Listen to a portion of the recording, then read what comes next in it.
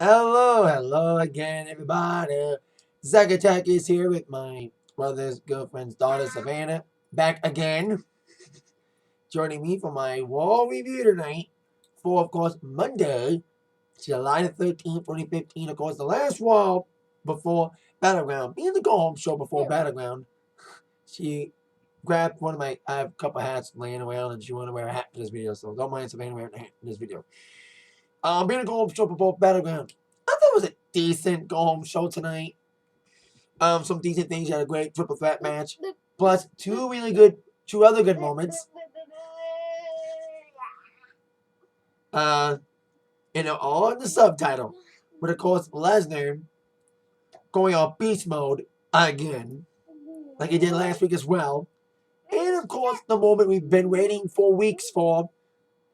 Certain divas from a certain brand debut tonight on the main roster at long last. So, let's get started with Brock Lesnar coming in, following what happened last week. He, of course, is. As we saw at the beginning of the show, Lesnar destroyed the call last week that Seth Rollins destroyed. That Seth Rollins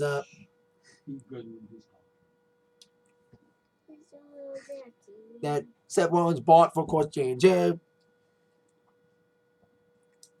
And took out J&J as well. Not just the call, but took out J&J. So that's why we only saw Seth come out with Kane back from his little Hawaiian vacation. Because I did watch Raw last week, but I wasn't able to make a review. Because I had to get up early. Be good. I told her she could be in my video as long as she behaves. My dad, too. So, Rollins is like, I'm waiting for you, Lesnar. Destroy an inanimate object. He came out doing Brock Lesnar's speech. But Brock Lesnar came out first, then Seth came out. And I love when Seth Rollins was trying to pronounce inanimate. Okay, so Vanity back. She had to go to the bathroom quickly. I love when Seth was trying to pronunciate inanimate. That was funny. I know it was unintentional. And Heyman went off on him. And then he mentioned Kane and his brother. And all this blah, blah, blah, blah stuff. Decent promo, decent back and forth between these four gentlemen. Two on the outside, two on the inside. And Ron said he's ready for Lesnar, and Kane's like, well, we're going to have ourselves a good old-fashioned contract signing tonight. As we all know, contract signings do end badly. Most of the time. And Kane was trying to talk to Lesnar about not getting physical with Rollins. But with Lesnar being a beast mode, being the mayor of Suplex City, there are no guarantees. But there was one time when Lesnar did not do any physicality during the contract signing. If I was correct, that was Cena and Lesnar for the contract signing for Extreme Rules 2012. And I was at that wall that night. So there you go with that. So after that segment involving Lesnar, Rollins, and also Heyman, we had ourselves the first tag team affair. Sheamus teamed up with Big Show. Maybe. Savannah's back. Against Randy Orton and Ryback. Of course, these four men are in matches this Sunday at Battleground. Ryback will take on Big Show along with the third banana. Banana. Hey. Miz commentating. I mentioned that because Minions is number one. Savannah likes the Minions. Miz is commentating this match. Of course, he will be Big Show and Ryback in the triple threat. And of course, Randy Orton just announced today will take on Sheamus. Mr. Money in the Bank. So this tag team match being the first match, it was an okay tag. You know, I'm making my video, but I'll play it for you. Got this mummy that Savannah likes to play with in my room that sings Michael Jackson's book as a big Michael fan. So back to the match at hand. Barely I'm trying to sustain Savannah. Like I said, she could be in my video for good behavior. Sheamus took advantage early of Orton trying to take advantage. Of course, the Big Show came in. And then Miz on the outside trying to strike both Big Show and Ryback. He didn't want to get thwarted by again because he saw him trapped between both Ryback and Big Show last week. After a one-on-one match between Ryback and Big Show. Try to make some comments from last week's Raw because I didn't get to make a Raw review last week. So after that, Owen got the hot tag. He came in like a house of fire, and so then Ryback eventually with the shell shock and all that good stuff. Well, me hook. But then Miz was still intimidating both Ryback and Big Show from the outside, commentating. And he intimidated Big Show so much that I think he got punched out by Big Show. And Big Show chased Miz out to the back, which unintentionally left Sheamus high and dry to sustain an RKO from Randy Orton and a frog splash from Ryback. And the 1-2-3 victory for Randy Orton and Ryback in this occasion after Big Show walked out on Sheamus in this decent opening tag team affair. Now, on to our next scenario, we were supposed to have a match between Bray Wyatt and Dean Ambrose. But of course, he's of course the king of the mind games, playing the mind games. That's one of my bets. Of course, he's the king of the mind games, playing these mind games with Roman Reigns and all this stuff. He even put a trick last week when Reigns thought he RKO'd Bray only to find it was a mannequin of some sorts. So then, as Bray entered the ring, he was outside the ring ready to enter. He blew out his lantern like he always does, his pre-match ritual. Here comes, out of nowhere, right by Bray without him knowing it, Roman Reigns, who's been biting at the tip of his hands to finally get his hands all over Bray Wyatt. Boy, oh boy, he finally had that opportunity. He just beat the crap out of Wyatt, tossed him across the ring area, taking him back and forth, kneeling him with a Superman punch. But Bray escaped after kneeling Roman with his lantern. Yes, kids, you can use a lantern as a weapon. So that means apparently the Bray Wyatt Impulse match never happened because of Roman Reigns' involved. I was kind of looking forward to it because at least they had a match a couple weeks ago that was pretty good, better than the other matches they've had together in their feud. So there you go with that scenario.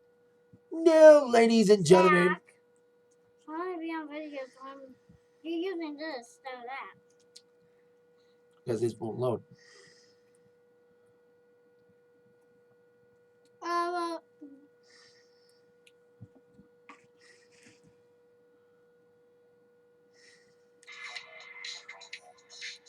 So now on to our next scenario, one of the best moments of the night. A moment we've all been awaiting for. We saw the Bella Twins come out.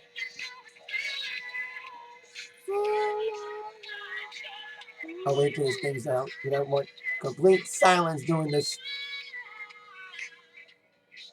Don't press any buttons because I want to talk with no background noise for this next portion. Thank you. Bella Twins came out talking about their dominance. Being Team Bella and all that, along with their new Bella member, Alicia Fox. Saying that there's no other women in this place that can destroy us, that we're unstoppable. So then here comes Stephanie McMahon, who we haven't seen in a couple weeks. She only makes scant few appearances now on Raw and all that. So she came out saying that there is a revolution that needs to be heard. Of course, we saw Paige come out now. As we all know, Paige has been kind of rallying the Divas, trying to get some Divas on her side to rally against the Bella Twins. Of course, main roster Divas have not been good. So with main roster refusing, the rumors have been buzzing for weeks about NXT Divas coming in to join the fight. Now, we saw Neville, Lucha Dragons, and Owens make the debuts, and I've been saying this as well. The NXT Divas need to debut soon. We've been seeing NXT stars debut. It's time for the Divas to debut. Well, finally, we saw the NXT Divas finally debut on the main roster. 3 of them.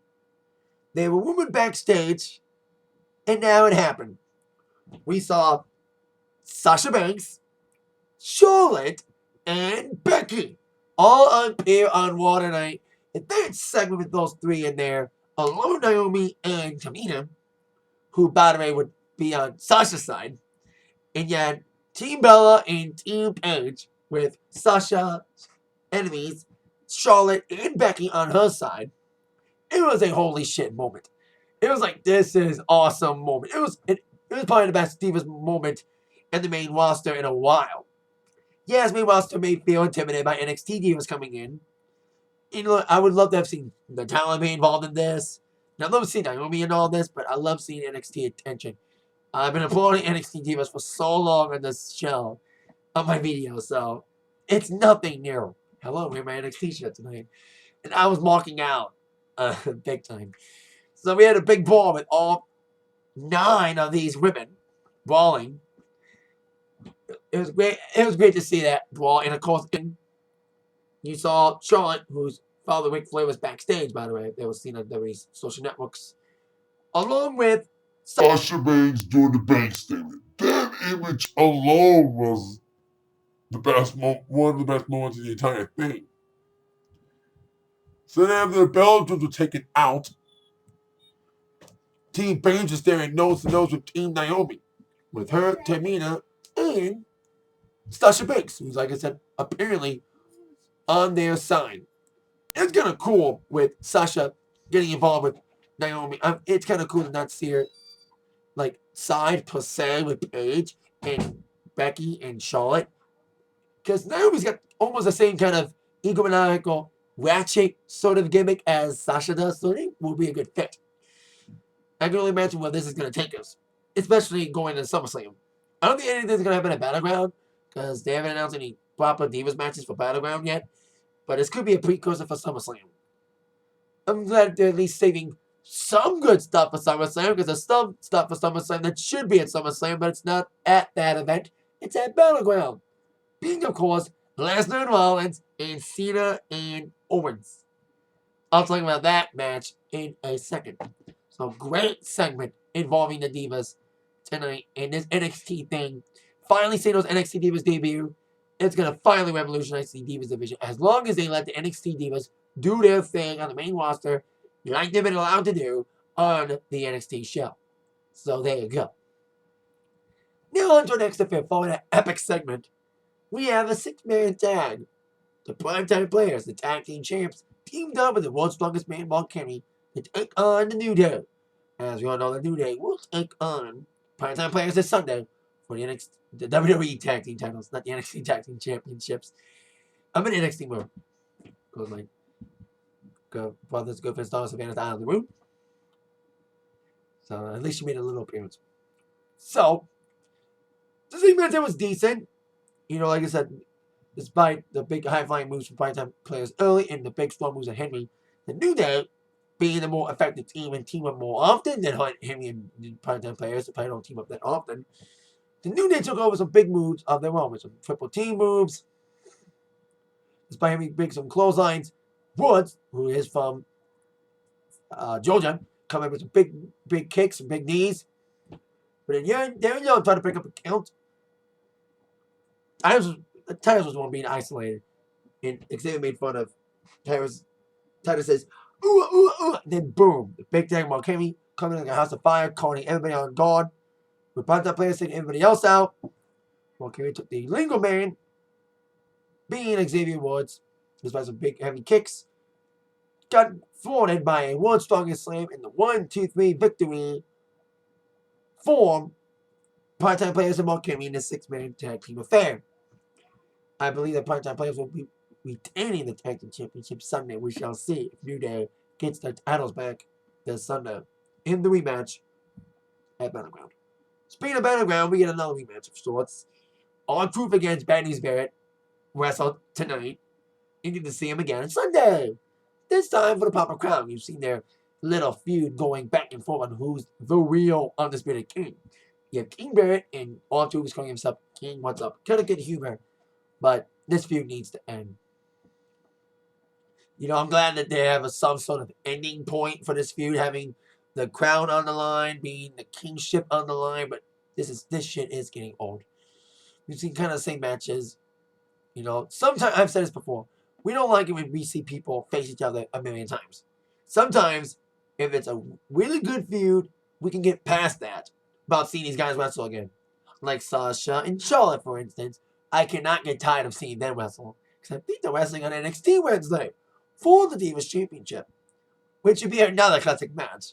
Like on the NXT TakeOver event and the house show I saw in Cleveland, which is amazing. So all three gets a victory. The line attack there. I bet you King Barrett will probably win this one because he has to be the real king. So that's what's probably going to happen this Sunday with King Barrett retaining his crown over R-Truth on the Battleground pre-show. Haven't you already been on the Battleground pre-show or the other pre-shows for other pay-per-views? It's weird. So now on to our next scenario. John Cena wanted to throw out the open challenge yet again. But not just one guy wanted to answer the call. 3 guys wanted to answer the call. I was going to say one thing. Seeing Kevin Owens interrupt the open challenge has been kind of annoying. I know Owens is supposed to face Cena at Battleground this Sunday, but come on.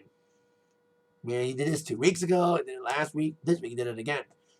So we decided to have ourselves a triple threat match. The 3 guys wanted a piece of Cena. We had Rusev, who's back from injury, after taking out Dolph Ziggler with a crutch across his neck. He'll be out for a while. I don't know how long he'll be out storyline-wise. He wasn't there tonight, neither was Lana.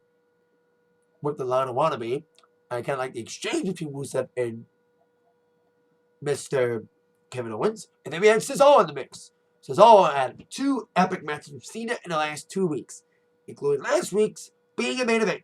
And only Cena's applauding all the main roster guys and new guys. So he said, hey, let these 3 guys go at it. Winner takes on me. So we had a triple threat. And it was probably one of the best matches of all tonight. If you can think of anything wall related, that was good. Really good triple threat match. This is all he needs to capitalize on this big momentum push. He's got the crowd on his side again. I hope that he takes advantage of him.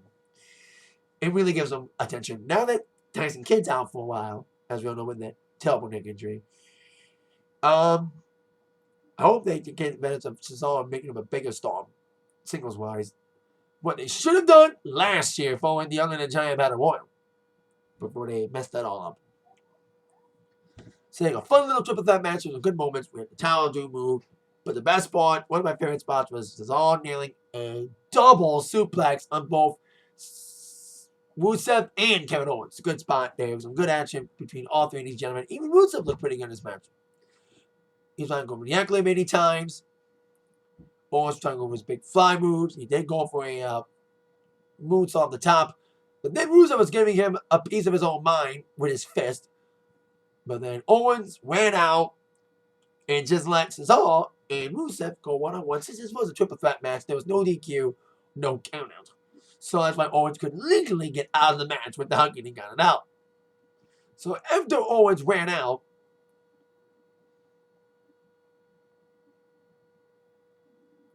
Cesaro tried for his big moves. He ran Uppercut City. He was trying to go for a swing as well. And of course, for the sharpshooter.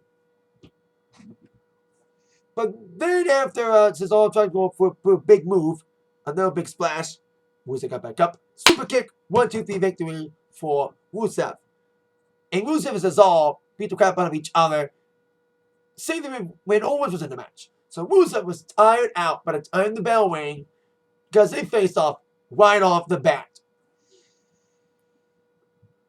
Right off the bat, facing off against Cena.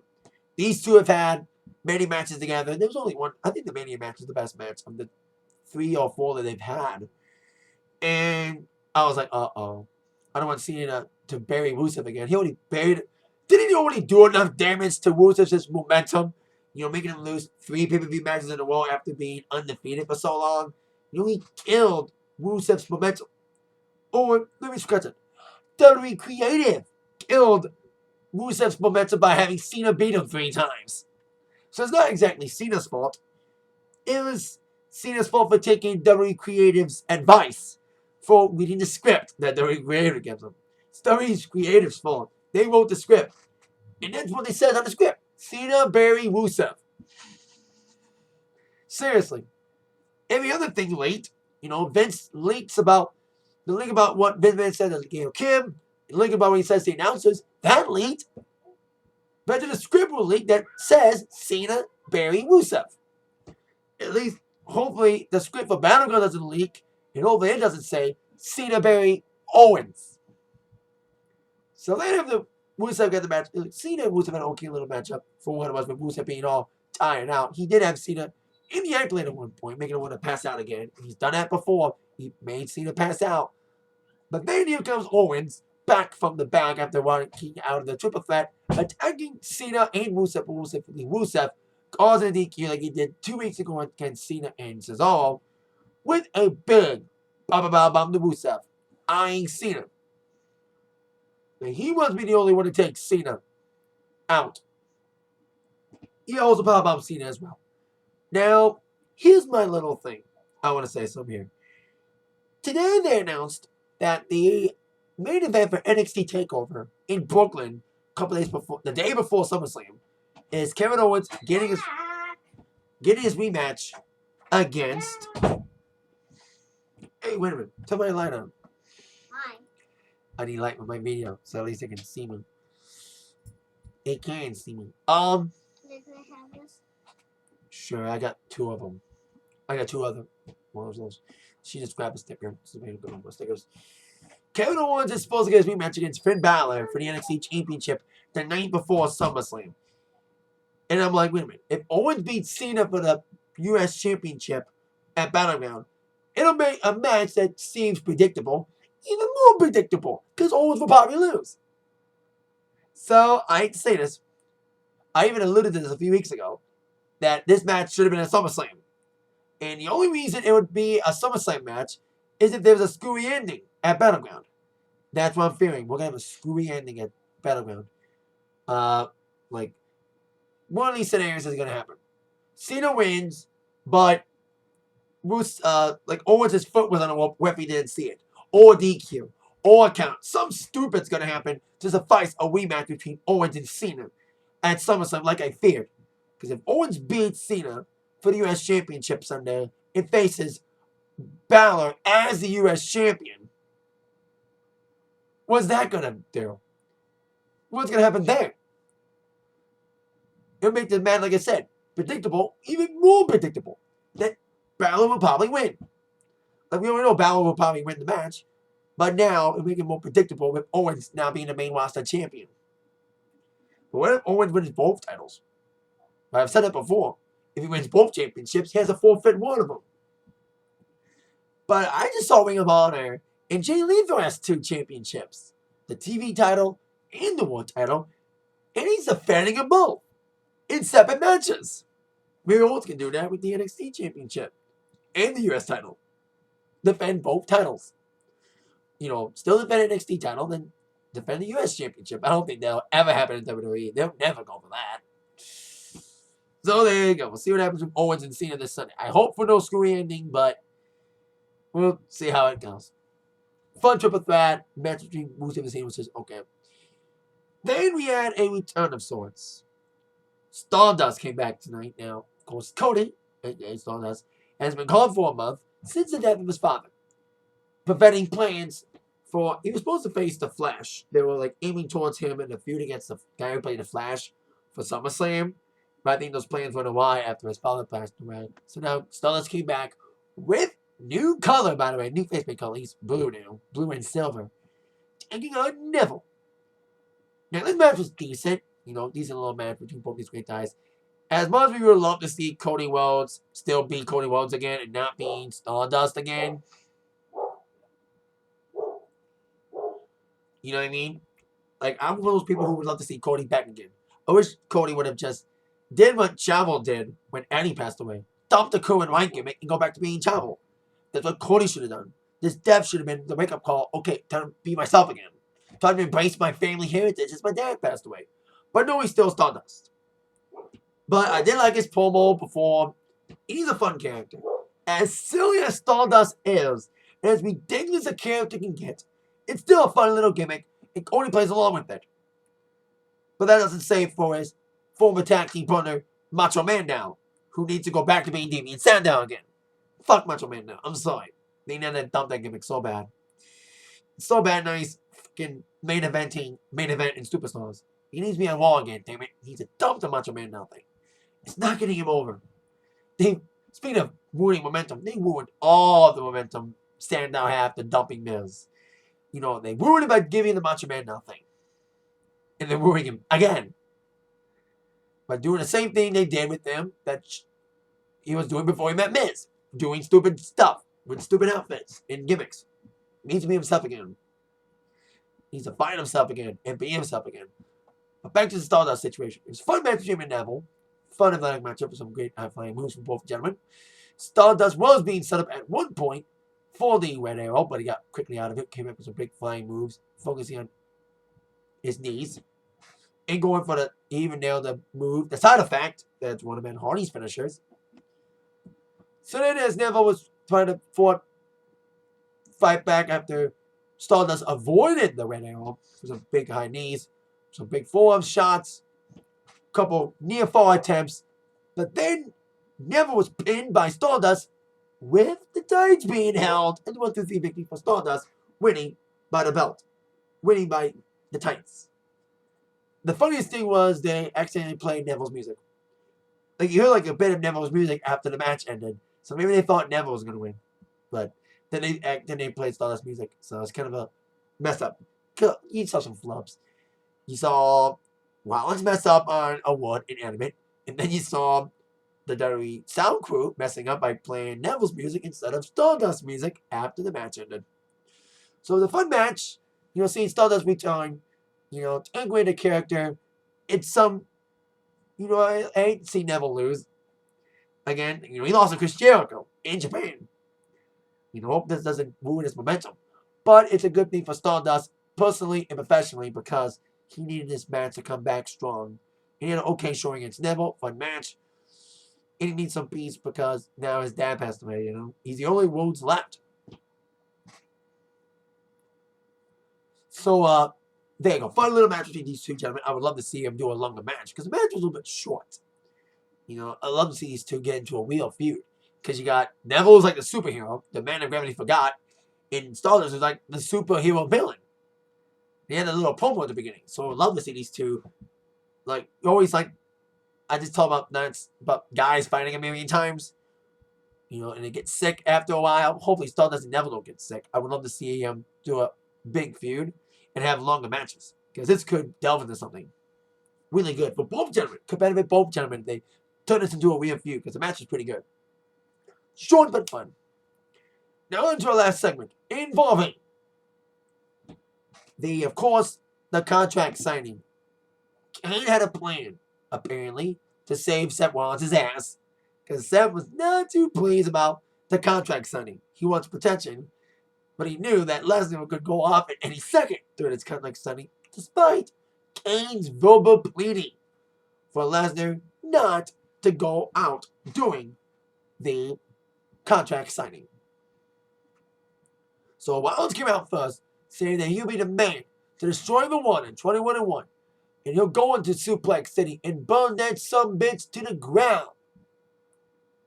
So then Heyman and Lesnar came out, and Heyman, another great promo, saying that Rollins, ever since you turned on the Shield and joined the Authority, people have been wanting someone to get their hands on you. And when you did this, you did that, people want to get to see your ass kicked. And then you did what you did at WrestleMania. Under your slimy hands, you took the WWE Championship out from under our nose with that Money to Bank contract. And didn't even pin Lesnar. He pinned Reigns during the match. And people have been wanting to see you get your ass kicked. And that's what they want to pay for at Battleground. And of course, you know how much that price is going to be to see Rollins maybe get destroyed by Brock Lesnar. $9.99. The WWE Network. So after the verbal beatdown, smackdown from Heyman,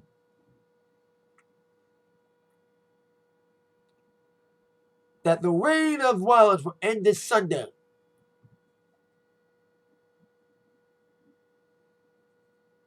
And Brock Lesnar signs a contract. And then all of a sudden, Rollins got to see about what's up because Brock had a little smoke in his eye. Then he turned over the table, Brock turned over the table, and underneath was a battle axe, like a little cardboard thing, kind of like a weapon that Rollins had last week that he wanted to beat up Lesnar with. So then the inevitable brawl began. After he slammed the table in Rollins' face, Kane came in, he got his ass kicked for a bit. And then Rollins did take a little trip to suplex. They got suplex to help him from Lesnar, but then the beatdown would ensue with Kane and Rollins trying to take out Lesnar, following Rollins getting suplexed. Soon after Kane got beat up a little bit, Kane was trying to attack Brock from behind, and he F5 Kane. And then after he F5 Kane, he chased Rollins, and Rollins ran like a scalded dog yet again. We thought he was out of the arena, but apparently Rollins didn't run out of the arena that far. He just ran into the crowd and stood idly by as Kane was left behind after Rollins ran out.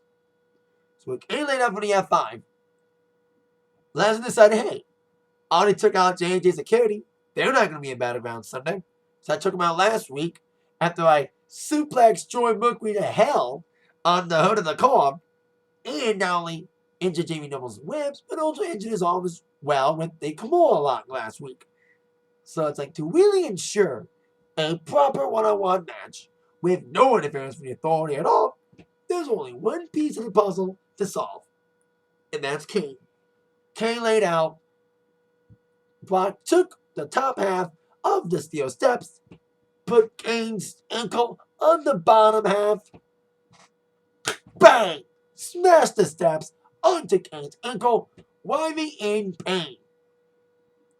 So then Lesnar walked out, and that's when you saw that Rollins didn't really want that fall out of the arena. He was still, like I said, in the crowd.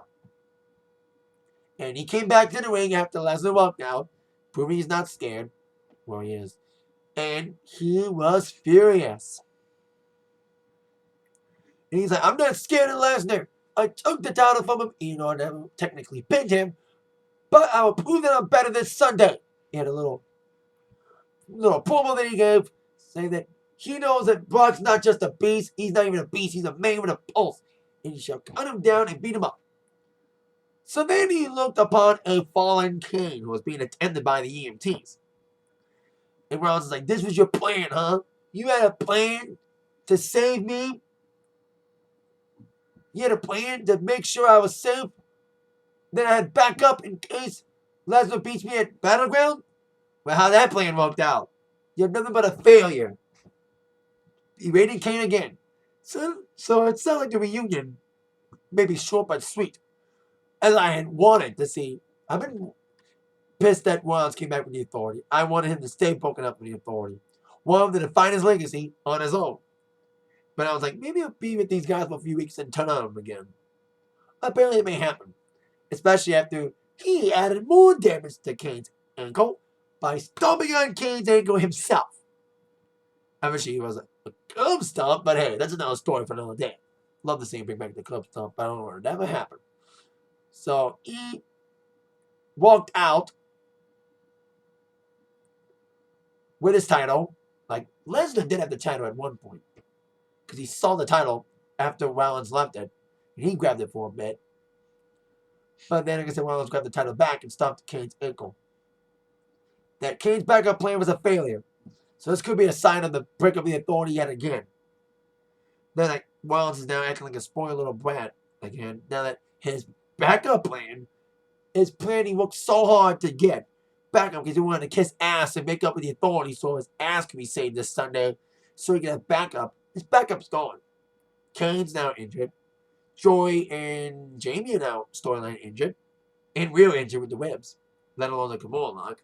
So now Rollins will have to go into the Lion's Den, should I say, into Battleground this Sunday all by himself.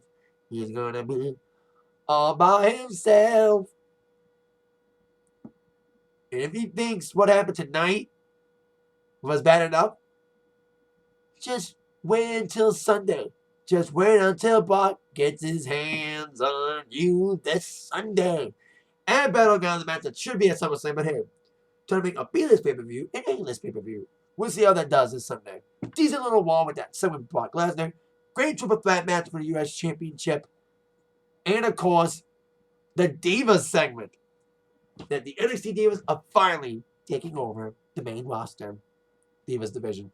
Showing it what real women's wrestling looks like. So there you go. And of course, Neville Stardust was fun too. That is it for my wall review for tonight. Thank you very much for watching. Bear in mind, you've all been attacked by the review thumbs down. Thank you very much for watching this video and withstanding another cameo from my brother's girlfriend's daughter, Savannah. This was only for a little bit.